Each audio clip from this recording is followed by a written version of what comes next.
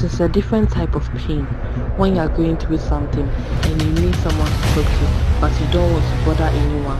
So you just sit there drowning in your own thoughts. No one talks about how hard it is to pull yourself out of bed every day and go about your daily activities when you are struggling mentally. No one talks about it because we are all supposed to accept it. Every time you step out and look around you, someone around you is struggling. Statistics say multiple people you see around you didn't want to be out that day.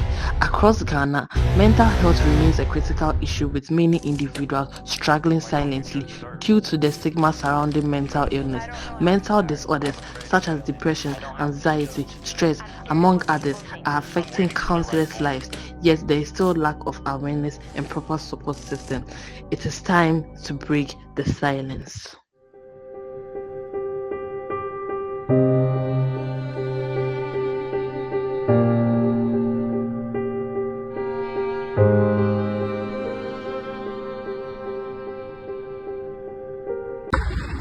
The doubts, the what ifs have become so many inside your mind. You are stressed out at school, at work, even at home, you are stressed out. It is making you withdraw from your family, from your friends. Or is it that it has made you become excessively loud? Wherever you are, you want to be seen. Wherever you are, you want to be heard. Or you become anorexic, you are obsessing over your body weight. Or have you got to the point where you are starting to have suicidal thoughts? Unlike malaria, where you start throwing up, where you become feverish. For mental health illnesses, you can't see the symptoms at first glance.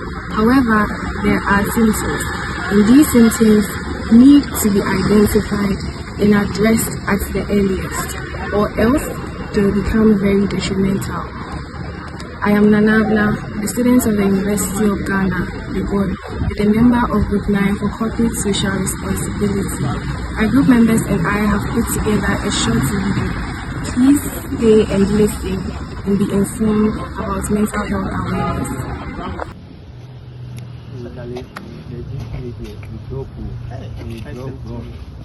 Good afternoon. Yeah, good afternoon. I'm Marilyn and you are? Victor. Oh, yeah, okay. I want to talk to you about mental health. Oh, really? Mental health, yeah, it's a mad people. Oh, we are not mad. No. That's the misconception we have about mental health. Oh, really? We all think that mental health is just about mad people, but no. Mental health is not about mad people. It's about the state your mental health is in. Some people are actually not okay. They have a lot of things on them that they wish they could share with somebody, but no, they keep it to themselves. And because of that, they are depressed. They go through anxiety problem. They withdraw from everybody. They don't do anything at all. They don't even talk to people. They become rude. People think they are rude, but they are not rude. It's their mental health that is deteriorating. And then can you explain it? I can see that a lot of parents are in depression. Oh yes, a lot of people. The World Health Organization made us understand that 1 out of 8 people everywhere suffer from mental health problems. Yes, a lot of people suffer from mental health problems. It makes them stressed. It makes them, even because of their depression, they try to take substances, drugs, cocaine, weed, so that when they are high, they feel normal. But when the drugs wear off from their body, they start feeling depressed and withdraw from everybody again. And then because of that, they are not able to give off their best in anything they do. If workers are going through depression, it reduces their productivity level. Students are not able to concentrate in class. They're not able to give off their best. Their GPA falls. A whole lot of things happen when people are going through mental health. Yes. God will send them, right? Yes. Right now we talk about GPA. Exactly. All these are some factors that affect your mental health. But one way you can save your mental health is by speaking to a professional. We know the way the adage goes. A problem shared is a problem solved. You can speak to someone, just speak to someone and get that problem off your chest so that you will feel relief. And not just anyone actually. There are people that offer specific or professional health services. Like, yeah, if you talk to them, you know that your problem is limited to them, and they are not sharing it outside for public to see and criticize you. No, they won't do that. Nowadays, that thing, sharing your problems with people, it's risky. Yes, I know.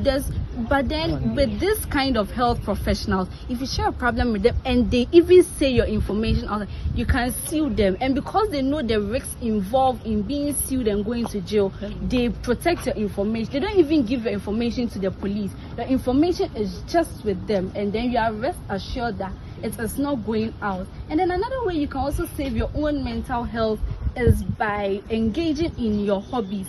I know as boys you would like playing football, yes, basketball, playing musical instruments or something. So you can actually play those things to take your mind off the problems instead of taking in drugs that will let you kill yourself in the long run, because per statistics about 8% of the death is due to depression and suicide, which are all... Let me stop here. So for the counseling, so with the sharing of information, does it not involve, like going to seek professional advice from professionals? Does it not involve money and all those stuff? No. If you look behind you, we have the School's Career and Counseling Center of the University of Ghana. These counselors are just there for you to come and share your problems with them, for them to give you advice and ways you can use to solve a problem. If you come here, it's free. There is no need for you to pay money. You just have to speak to them. They would give you advice. They would give you ways you can help solve your issue you are going through. And then with that way, even it can make you concentrate in class more, and in that way it's boosting your GPA forward and everything. I hope they will not judge me if I share my secret. Oh no. These people, they listen, they don't judge. Yes, they listen, they don't judge. So don't worry, you are safe with them. Are you sure?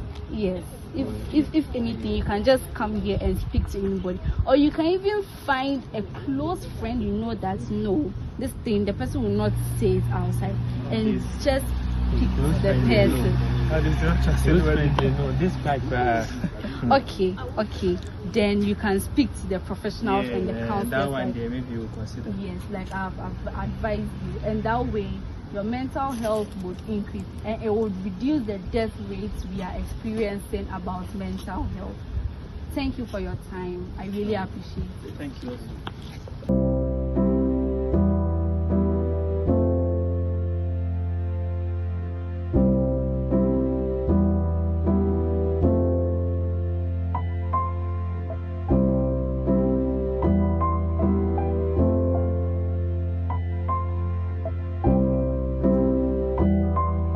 My name is Dr. Ines Dakwa. I'm a senior lecturer at the Department of Psychology of the University of Ghana, and everybody calls me Bandal Ernesto.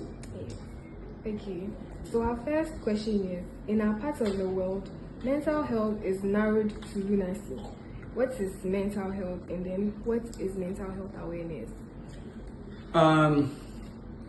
Well, when you speak of mental health, you're speaking about quite a number of things. In general, it refers to the extent to which a person is able to function, in their daily lives. So, if that individual, the extent to which a person is able to exercise good judgment, doesn't have any worry on them, is able to think through things, is able to adapt and adjust to situations. All these come into the concept of mental health. So mental health awareness then would refer to trying to get people to be conscious of the things that can influence their mental health, both positively and negatively, and things that they can also do in order to enhance their mental functioning. Thank you. And to our next question, what is the current state of mental health awareness in our society, even when they go on campus? How aware of students of mental health, and then in our society at large, in our basic schools, at workplaces, and then how can we improve the state of our mental health awareness? I think if you're talking about Ghanaian society, I think we've come far. At least it's better than it used to be. You know, if you look at Ghanaian society, in years past, people that had or were perceived as having mental health problems were stigmatized. You know, people that had, for example, psychiatric conditions were chained, others were beaten, others, they were ostracized from their families and all those kinds of things. Others were taken to prayer camps and traditional healers who had no idea of what was happening to them. Sure. You know, people used to be afraid. I mean, if you said that you have depression or you have hallucination, people would be afraid of you and stay away from you. I think we've come a long way from that era. Now, education has increased. A lot more people obtain education in psychology. And the government of Ghana has also taken certain steps to try to increase public's awareness of mental health and issues related to mental health. So, for example, you have the Ghana Mental Health Act that has been passed, you know, which is a law, you know, that has helped to bring more attention to mental health issues in Ghana. The Ghana Psychological Association is increasing it in its membership and in its activities. The Ghana Mental Health Authority has been established. We have a Ghana Psychology Council, and for the first time this year, the Ghana Psychology Council inducted almost about close to 800 people into psychological practice. You know, so all these tell you that we are making progress. Gradually, we are getting there. We still have a lot of work to do. You know, people are now more aware of things that can affect their mental health. And when people feel that their mental health is compromised, I think these days Gen Z guys and you know, the other generations are a little bolder in coming out to look for help. It wasn't like this before. So the state of awareness is increasing. And we need government support and investment. You know, as of now, the amount of the national budget that is dedicated to mental health issues is it's something I can't even mention. It's very, very tiny. Do you understand? The bulk of the budget for healthcare is given to other versions of healthcare. Mental health takes a very minute part of the budget. I think there the government should do well. You know, increase the budget, increase the investment in mental health issues so that we can protect ourselves. We do not actually have to stigmatize people who have these conditions, because it can happen to any of us. Indeed, it can happen to any of us. We've heard a lot about mental health. So what can we do to check the state of our mental health? What can we do in our daily lives to see, oh, my mental health is fine, I'm going in the right direction? What can we do? Okay, so I would encourage anyone who listens to this interview or watches this video to try and Google the 15 styles of cognitive distortions. 15 styles of cognitive distortions.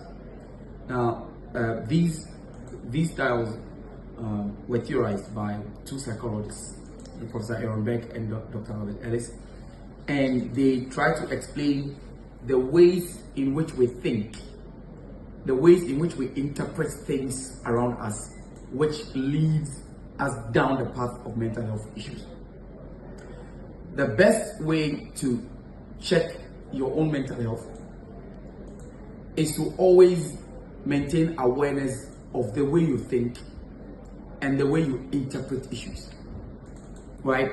Because a lot of the times, the way we interpret things may not necessarily be what it is, right? If you had a quarrel with your friend today, and you both walked out on each other, you went home, and then in the evening you decided to try and check on just call and make up. You call your friend 5, 6, 7 times and your friend doesn't pick. What will be your interpretation? Do you understand? Probably you might interpret it as, oh, this person is being too low, or the person is still angry, or not. But you may be very wrong. It could be 1,000 reasons why the person is not picking the call. The way we think, the way we interpret issues is what actually causes our mental health problems. So I think we need to all maintain awareness of our interpretations. We need to do the things that keep you mentally healthy. Eat well, read well, rest well, and live life. Thank you very much, Dr. Ernest. Any closing words? Oh, I missed my class at the business school. We missed you. Yeah. Wanda Ernesto in the house. I'll see you soon, I hope. All right. Yes. So keep pushing and make a first class. Thank you. Thank you.